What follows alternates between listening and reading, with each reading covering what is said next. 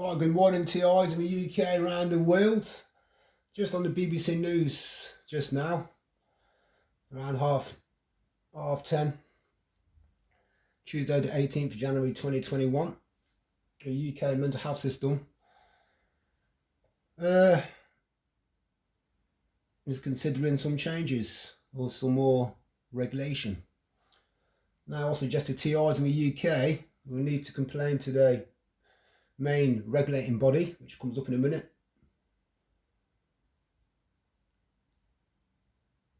The care quality control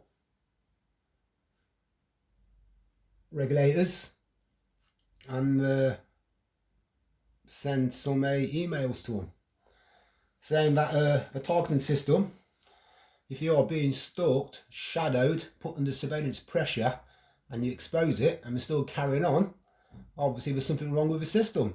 Because what I am exposing in Coventry, the data is being networked, sent to mental health administrators, to NHS, to social workers, to healthcare workers, who are watching from their phones or laptops because they've been given corrupted access by corrupted police officers, private detectives and local people, mercenaries who sit on surveillance surrounding me and my family every day. Yeah, and they're doing a big massive campaign. They have to work on us to try and get the reactions, the looks, and do close-up monitoring to get our body language and sound conversations to try and analyse the tone in our voices or the way we look, or whether it's aureology or facial expressions. That's all linked to neuroscience. Yeah, it's all linked to neurological assessments, illegal assessments, criminal practicing assessments. Yeah, and so if that goes on every day, obviously they're going to try and they're slowly ebbing away, chipping away at a target. Yeah, eventually they're going to get some of the photographs and videos that they're looking for to try and stitch people up into mental health. Yeah, and that's what I am exposing. These people are fraudsters. Yeah, they use covert operators, the sector workers do, the juniors, the training ones. Yeah, the experienced ones, the retired ones. Yeah, it's a no more hidden system that they have been getting away with time and year after year. Yeah, detaining people all over the UK and other mental health institutions that do this around the world. Yeah, once they list someone, yeah, they have to have someone there, whether it's for how long it takes, whether it takes a couple of months, a couple of weeks, a couple of months, depending on the persona of the target, whether it takes years and years and years to try and get a reaction out of the target in public or in the works area to try and detain them, or to try and put them to adult care homes when the target goes on for so long. Yeah, the targets and the people who are abusing them and the local people and sector workers get old as well. Yeah, sometimes, yeah, the adults, they have targeted for 30 years, which is known amongst the TR community. Yeah, they get put into an adult care home. Mental health institutions, the same as mental health institutions, it's still isolation and being put into their care, and they're making money off it all. And that's why they're defrauding the regulators, they're defrauding the governing bodies and the NHS board of directors who get the backing, get the funding from the government. And they're all in on it. Not everyone is in on it who works for the government, but this system is known by the elders and the retired ones. So I'll leave it on to play. Got to get ready to go to work. There are serious concerns over the standards of specialist care given to patients with the most complex mental health needs, according to a BBC investigation. Patients sent by the NHS to stay in mental health rehabilitation units say they've been placed in unsafe environments, often far from home, with staff that aren't suitably trained. Some patients remain there for 10 or more years. Our reporter Adam Ely has been to meet Lisa, who says her experience made her condition worse, and some of her descriptions are upsetting. I had a little bit of depression from when I was a kid, and then when I lost my dad, that was a tricky time. I've gone through a lot of trauma. By 2019, Lisa from Coventry had been in and out of hospital struggling with her mental health. The NHS decided to send her for treatment at a specialist rehabilitation unit. I was desperate, kind of like, no, I had no other choice. But the hospital she went to, run by the company Signet Healthcare, was in special measures at the time.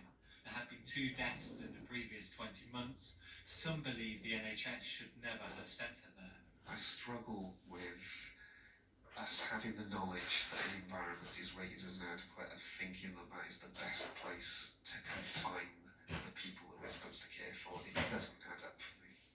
At least 3,500 patients are treated within mental health rehabilitation units each year, run by both the NHS and private providers. But there are serious concerns over standards of care on some wards. Lisa's mental health deteriorated within a unit. She tried to take her own life 32 times within 6 months. I was there to be able to get better, and I felt that I came away like worse.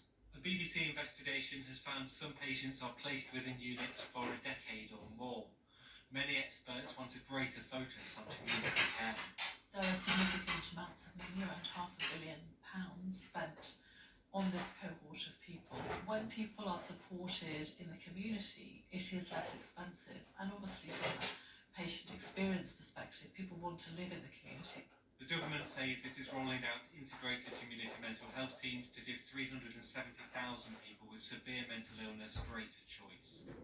Lisa left her unit after 9 months, after taking her case to a mental health tribunal. I felt like I won the lottery, that I was going home. Signet Healthcare said its aim is always to create a culture that supports recovery.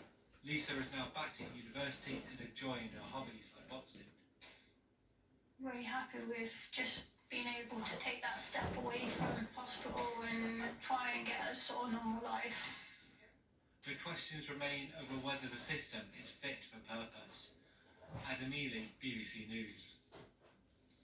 Let's talk to personality disorder specialist Keir Harding, founder of Beam Consultancy, which provides training and intervention for those living and working with complex mental health issues.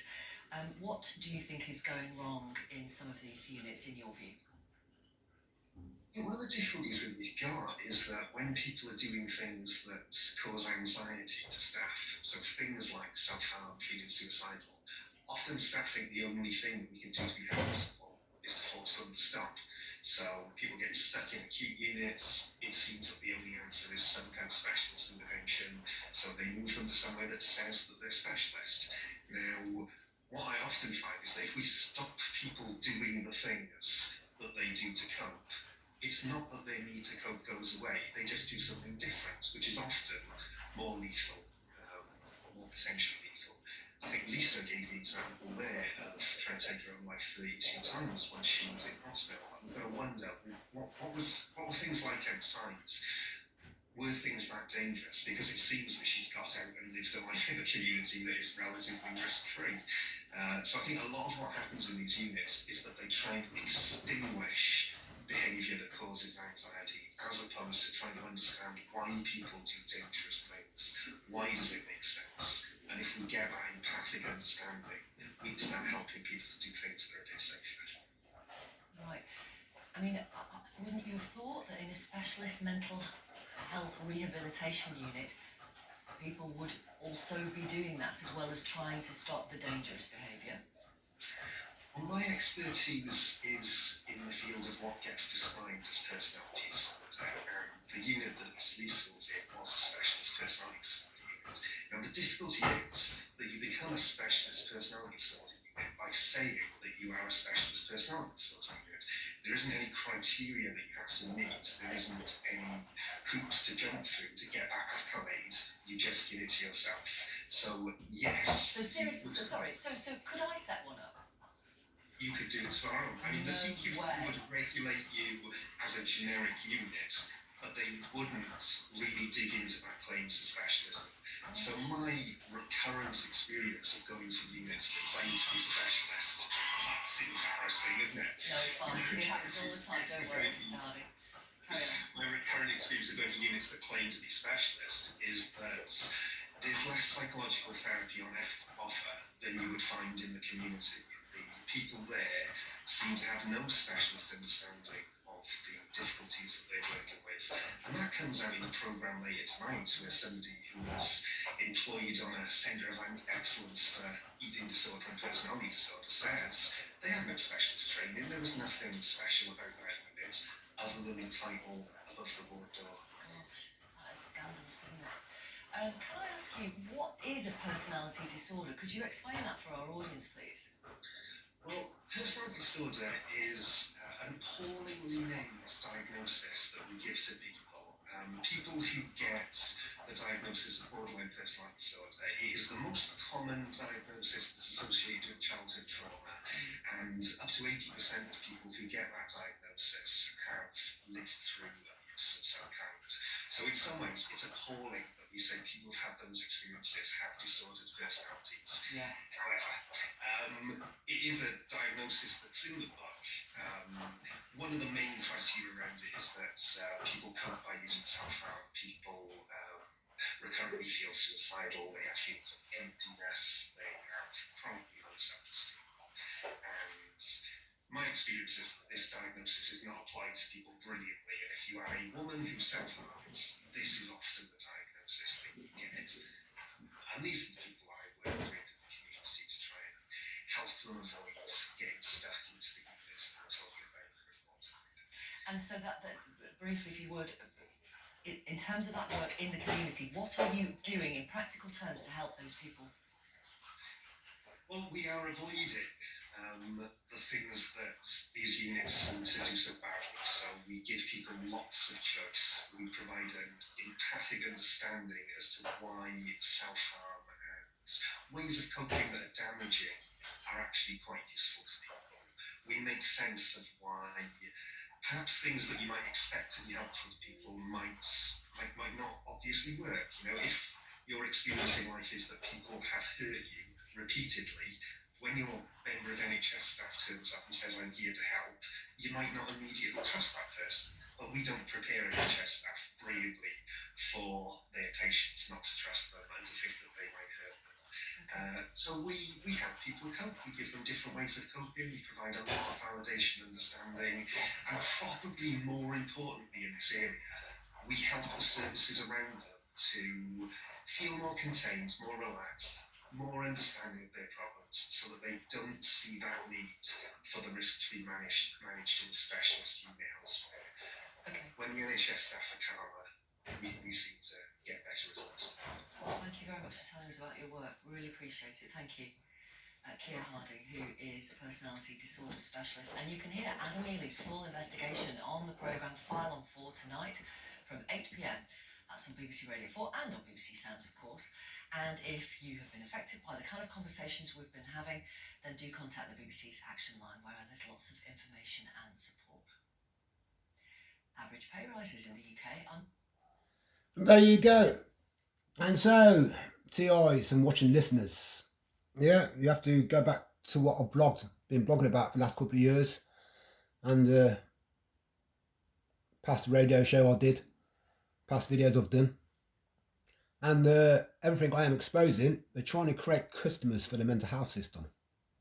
Yeah, trying to do proper skullduggery, proper psychological warfare, hoping that I would have topped myself or had a breakdown, a crisis or meltdown in public for them to get rid of us via the mental health system or via self-inflicted harm. But I'm pretty strong, as you can see. It's been going on for 16 years. And you have to keep it together. That's why we expose the system, because we carry on doing it unless the system's exposed. Yeah, they carry on going out there week after week, month after month, year after year, decade after decade, generation after generation. Yeah, if this system is not exposed to the NHS, to the mental health sectors, and to a Care Quality Control Commission. With me, with childhood trauma. Yeah, they violated my NHS records, social services records, GP records, yeah, and spread it, and used it to slander me to co-workers and to managers in all the workplaces that I worked in. Yeah, and that's where they did the street theatre on. The coughing, the scratching my genitals in front of my face, even the women. Yeah, ex-Telegraph lady did it in the sales offices. Yeah, co-workers did it in warehouses. Yeah, and all the workplaces after 2004 that I worked in, I think it was about 7 of them, agencies, and then worked for 13 years at SCS. Then the last couple of agency jobs, occupations I've had. Yeah, they spread my NHS sexual services and old police records. Yeah, and then threw in loads of bullshit about my school education and school experiences. Yeah, to all the co-workers, and they did, and to get them to do street fear on us, and then they wait for a reaction off us, facial, aureology, which is the eye, yeah, to the body language, to the tone of my voices if I said anything. Yeah, and that's how they sit around. The covert operators will capture everything while they use overt operators, implants, local people, co-workers, anyone, when it longer it goes on. Yeah, to do a psychological warfare with you, via street theatre acting, where they're coughing, yeah, pulling faces, staring at you, yeah, hand signals, yeah, or body language, yeah, which is aimed to victimise me and my family members. And that's why we listen to conversations and watch people 24 hours a day, so they can use it all when you're sitting at home, or when we're doing the subliminal messaging, whatever you want to call it, psychological warfare, psychoanalysis, yeah, goading, put downs, yeah, sticks and stones won't break my bones. You have to try and ignore it all, because they will use everything against you, whether you bumped into, maybe depending where you live. I've lived on council estates, so all kinds of riffraff on there, all kinds of plastic wannabes, homeless people, yeah, to police officers, to gym members, all kinds of sorts of meeting lifts, yeah, and when I go home, I try and forget about them, but they'll use all that and try and make out, oh, the police are coming after you, they're going to arrest you for talking to people in lifts or being around here who are drug dealers or whatever. They can use their phones, it's all plausible. Yeah, and they use body doubles due to how I lived in my blocks of flats and the amount of people, different people who lived there. Some of them were acting. Yeah, they had all kinds of disabled people in there. Yeah, so because they throw that into their profile, trying to get damning verdict any way they can.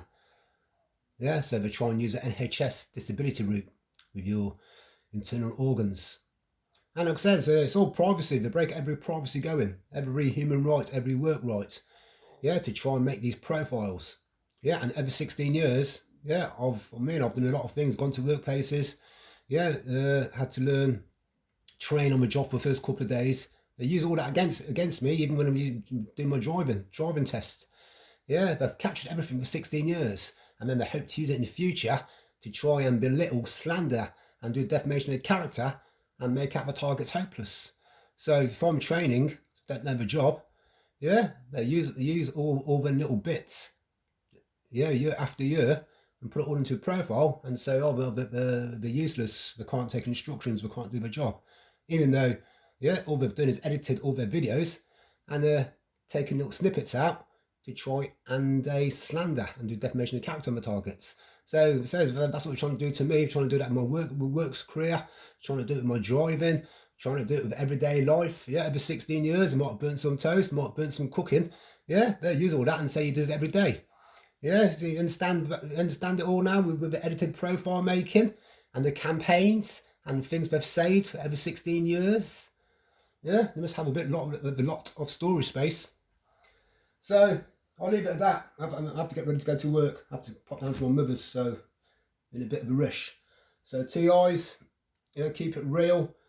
In the UK, they have to complain to their Quality Control Commission, and also neuro rights. There's a link on there about neuro rights. 28-minute presentation. Yeah, that needs to be changed worldwide. TIs, yeah, using the neuro rights regulations that they set up in Chile. Yeah, we'll have to use that.